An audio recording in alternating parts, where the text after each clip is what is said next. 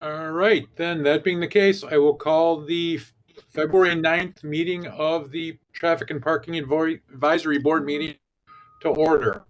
Good afternoon and welcome.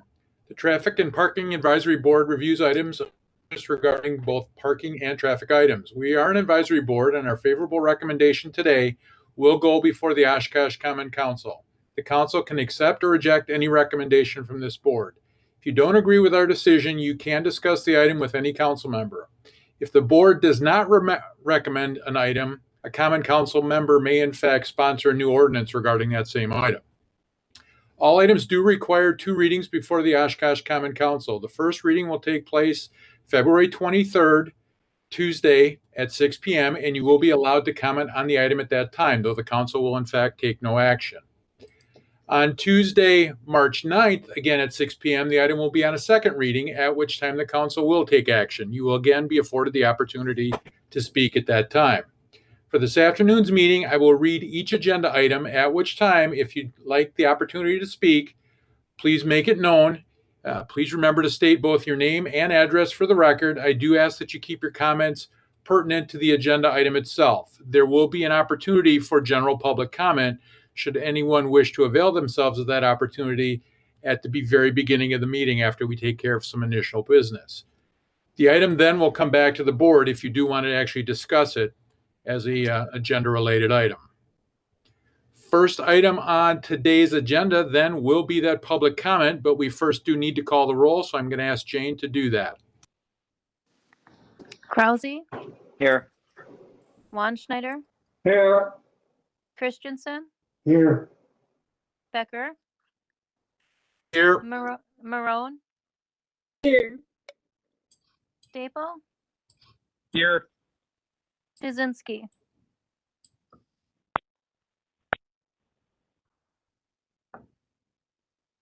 All right, that being said, we do have a quorum, which brings us to the first item on the agenda, which is in fact public comment. It doesn't appear as if there's anyone from the general public online with us. Were there any public comments received via email, Mr. Collins? No, there were not. That being the case, we will then move on to the very first agenda item as enumerated on our agenda, which is the welcoming of a new member. I'll turn it back to you, Mr. Collins. Yes, so we have Lisa Marone. Did I pronounce that right? Yes, you did. Okay.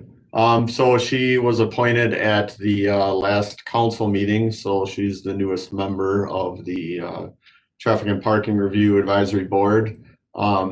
Being this is your first meeting, I guess let us know if you have any questions. We have a pretty light agenda, so shouldn't be too intense today.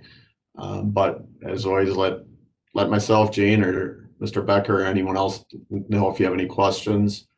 So I don't know if you want to, anything else you wanted to say or introduce yourself quick. Yeah, so I'm Lisa. I'm a recent graduate from UW Oshkosh. I was an environmental studies student, and I'm looking for a career in urban planning as an environmental planner or just a general planner. I wanted to join this advisory board to become more involved and kind of learn about how city government works. So thanks for having me. All right, thank you. And then it looks like we have Officer Pettit joining us as well today.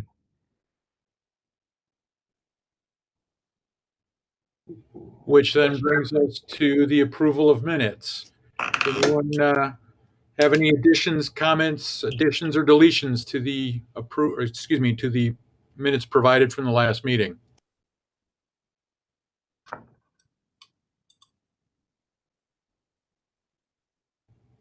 Seeing or hearing none, I'm going to ask that Jane call the roll on approval of minutes.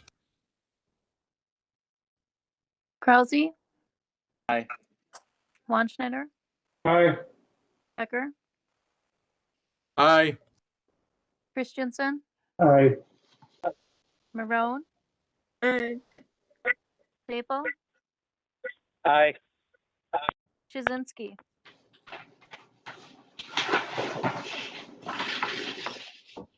Yeah. Sounds as if that's approved, which then brings us to old business. Just as a reminder, if you're not actually speaking, please mute yourself.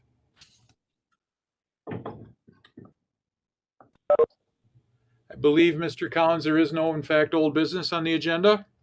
No. Which then by definition brings us to new business, which is a stop sign request at the intersection of Grove Street and East Nevada Street. The current condition at that intersection being Grove Street yields to East Nevada. All right, this is a citizen request. He was going to try to join us, but I don't think he's on. I know that he was traveling for work, so he wasn't sure if he'd be able to make it. But I did receive a call from a citizen who expressed some concern about this intersection. He was involved in a crash there, but he lives in the area, and he's witnessed a lot of near misses, which obviously that it's hard to account for. But he states that a lot of the neighbors have the same concerns. And as you know, we get these requests pretty frequently, so we look into them. So generally the MUTCD, which is the Manual for Uniform Traffic Control Devices, that's what we use to guide us with traffic control, and that's what most agencies throughout the country use to try to standardize traffic control throughout the country. But stating what the MUTCD states, that an intersection where a full stop's not necessary at all times, consideration should first be given to less restrictive measures such as yield signs. Obviously here we already have the yield sign. And then if we were to use a stop sign, that we would generally, the stop signs are on the minor street approaches. And in order to qualify for a stop sign, we are to look at a few different things. One being the traffic volume, and if that exceeds 6,000 vehicles per day, which we're nowhere close to that. We did a traffic count. There are about 738 vehicles a day on Nevada and 162 on Grove. Another consideration is if there's a restricted view that would require vehicles to stop to adequately observe conflicting traffic. Here there are pretty clear sight lines. I can try to pull up the intersection, but let's see. While I'm doing that, the third item to consider is crash records. And that would be if there are 3 or more crashes that are susceptible to correction by the installation of a stop sign within a 12-month period, or 5 or more such crashes within a 2-year period. And such crashes would include right-angle collisions involving road users on the minor street, approach failing to yield to traffic on the through street. So the first 2 warrants are not met. However, the third warrant, the crash records, this is what caught my attention. There have been 4 crashes here in the last 5 years that would have been susceptible to correction with a stop sign, meaning that most of them were the result of people not yielding. But based on that low traffic volume, that is a relatively high crash rate, considering how much limited the traffic volume is here. So that was what leads me to think that a stop sign would be warranted here based on that engineering judgment.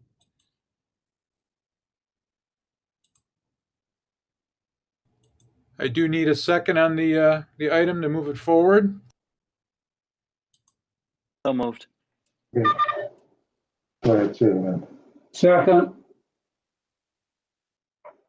Does anyone have any questions for Mr. Collins on the issue?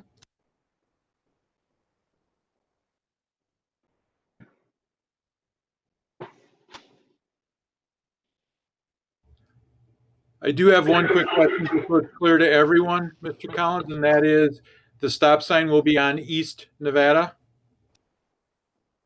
The note that the stop sign would be on Grove, so Grove would stop for traffic on Nevada. Mm-hmm. Yeah, that's correct. It basically would replace the yield sign. The yield sign is currently on Grove, so that I'm sharing my screen if you can see that, but it's basically, yeah, this yield sign here is currently on Grove, so that would be replaced with a stop sign. Yeah. Sorry, my confusion. If I recall, every other block is yield versus straight through. Yeah, there are a lot of yield signs in this area. Which goes to the next point I was going to make. Not really a question, but I'm assuming the entirety of Grove is going to be reevaluated in the near future, given the potential impacts on traffic with the new elementary school proposed. Good, correct. Yes, that when we've already informed the school district that basically with the this is getting off that area as well as the Merrill Middle School. We will require the school district to hire an engineering firm to do traffic impact analysis, is what it's called. So with that, they'll evaluate the traffic impacts to the immediate area for both of those schools.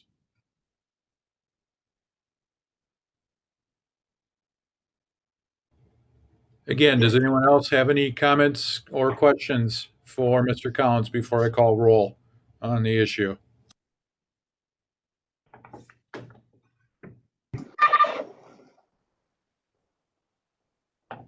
All right, again, seeing or hearing none, I'm going to ask that roll be called on the approval of a stop sign request at the intersection of Grove Street and East Nevada.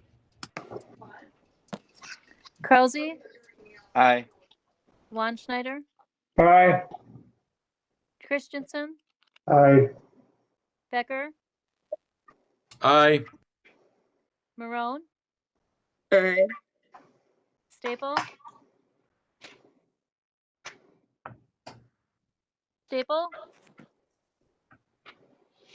Shazinski,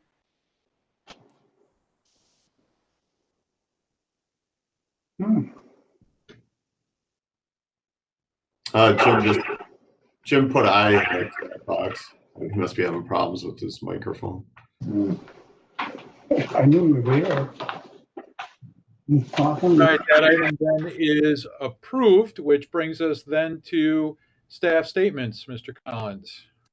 I was following up to the question last meeting or last month in response to a question on Wisconsin and New York, or Wisconsin Street north of New York, and when that would be reconstructed. So basically, I think it was from New York to Murdoch. So I did talk to our Public Works Engineering Department. It is scheduled. It is in the programming. As some of you know, we program our capital improvement budget. Usually we budget it out for 5 years, but they do program it out past that. They said right now it's in the 6 to 10 year time frame.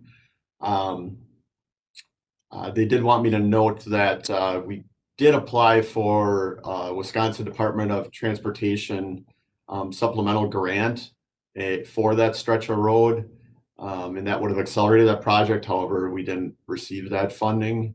So it remains in the queue of projects that the city would like to get done based on our budgeting each year. And they or the city, we budget each year for our capital improvements, and the largest part of that usually is the street reconstructions. And based on our borrowing and capacity limits, we can only do so many per year. So it is in the queue, but it's not in the immediate queue.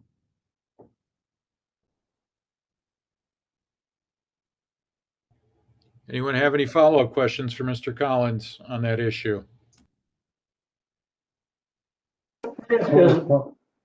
Ross, yeah. Would there be any other places to search for funding? We basically, the majority of our road projects are through the city capital improvement budget. Obviously, we're always looking for other alternative funding sources, but they're extremely competitive. The majority of our road projects come through either the local funding, or if they get some type of special grant like this through the Wisconsin DOT, generally there's not a lot of federal money that we would be able to get because these are, local streets, and generally you can only get federal money for highways and things of that nature. They're federal roadways. So we will continue to look for it, but I'm not aware of very many opportunities other than through the state DOT or our local budget. Could you change the designation as far as State Highway 44 and go straight ahead instead of turning at Irving? So the state gets involved? Yeah, the state would have to be involved with changing that designation, and I don't think that would be a reason they would consider it. I know that's something that had been talked about as far as changing where connecting highways are. There wasn't any interest in that in the past. But it would be the same, as far as funding goes, it would be the same thing though. It's very, very competitive to get state funding, and generally the state gets involved, in my experience, when there is a safety issue, which there isn't currently in that stretch. So we'll continue to evaluate alternatives, but I don't anticipate anything coming up other than the local budget process. Well, Jim, what about the awkward turn that semis or trucks have to make off of Wisconsin, right turn to go east on Irving? Yeah, that is really a problem. Yeah, there really hasn't been much of a crash history there, and in order to change that designation, like I said, we would have to get the state would have to be involved and want to support that. Historically, they haven't. And then obviously, if you change that, you're going to negatively impact somewhere else. So you're going to move that traffic somewhere else. What you're proposing is to move that traffic to Wisconsin Street, which I'm sure that Wisconsin as a truck route obviously is not going to help that neighborhood. I'm sure they're not going to support that. So there's a lot of different variables that would be involved in order to change a highway designation.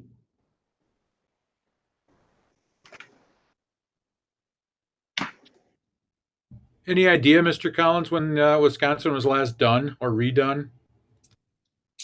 I don't know off the top of my head. I'd have to look it up, but it's been a while, obviously. That's why it's in the queue. Well, the only thing I'm suggesting is the sooner the better. That road continues to degrade. One can foresee broken tie rods and rim issues and whatnot with the potholes that are going to inevitably develop here in the next 60 to so days. Once the snow melts off, it's going to be even worse. So again, somewhat directed at you as well, Mr. Krause. Any excess funds left over in capital improvements might be well spent on addressing this.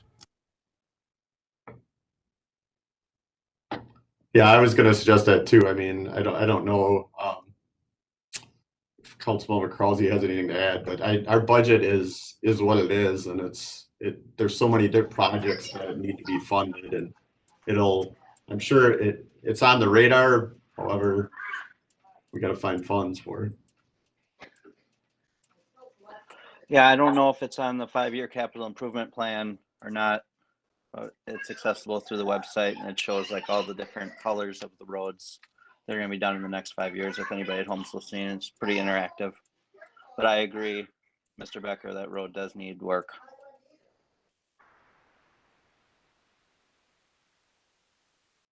Yeah, so currently it's not in the 5-year plan, but it is in the 6 to 10 year.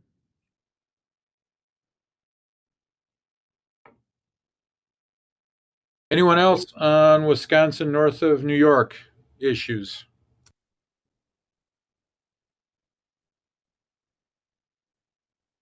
All right, which then brings us to requests for future agenda items.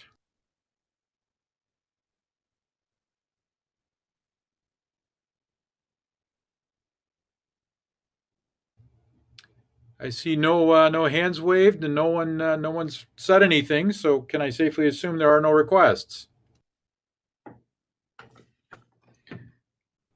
Which then gets me to the point of entertaining a motion to adjourn. Oh, and before we do that, just for planning purposes, I am planning on having a March meeting, so I've already started on that agenda, so I got a couple things for that, so you can plan accordingly.